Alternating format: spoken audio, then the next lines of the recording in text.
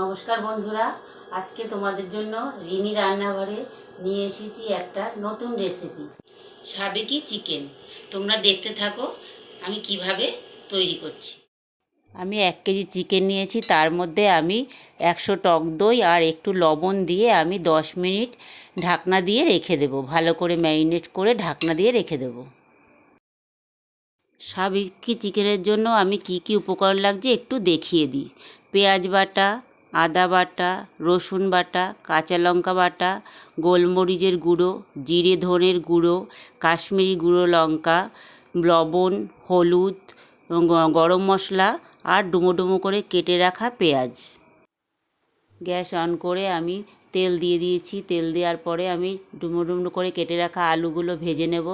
নুন হলুদ দিয়ে ভালো করে ভেজে নেব। এবার ভালো করে নাড়াচাড়া করে ভাজা আমার হয়ে গেছে। এবার আলুগুলো আমি তুলে নিয়েছি। আলু ভাজার তেলেই আমি গোটা গরম মশলা ফোড়ন দেব। এবার এর মধ্যে একটু পেঁয়াজ দেব। পেঁয়াজটা একটু নাড়াচাড়া করে তাতে আদা বাটা, রসুন বাটা, কাঁচা লঙ্কা বাটা, গোলমরিচের গুঁড়ো, ধনে জিরের গুঁড়ো, কাশ্মীরি লঙ্কার গুঁড়ো, লবণ, হলুদ দিয়ে ভালো করে নেড়ে চেড়ে লবণ হলুদ দিয়ে ভালো করে নেড়ে চেড়ে আমি কষিয়ে নেব। 10 মিনিট ম্যারিনেট করা চিকেন আমি কষানো মশলার সাথে দিয়ে দিলাম।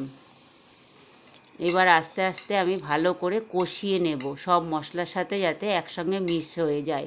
এবার আমি ডুমো ডুমো করে রাখা পেঁয়াজটা দিয়ে দিলাম। এবার আমি একটু নাড়াচাড়া করে এবার আলুটা দিয়ে দেব, যাতে আলুটাও সিদ্ধ হয়ে যায়, মশলার সাথে মিশে যায়। মাংসটা আমার প্রায় রেডি হয়ে গেছে। আমার মাংস রেডি। বন্ধুরা, তোমরাও আমার মতন সাবেকি চিকেনটা রান্না করে দেখো, ভীষণ টেস্টি হয়। আর তোমরাও যারা এখনও আমার চ্যানেলটা সাবস্ক্রাইব করোনি, একটু সাবস্ক্রাইব করে দিও, আমি একটু আনন্দ পাবো।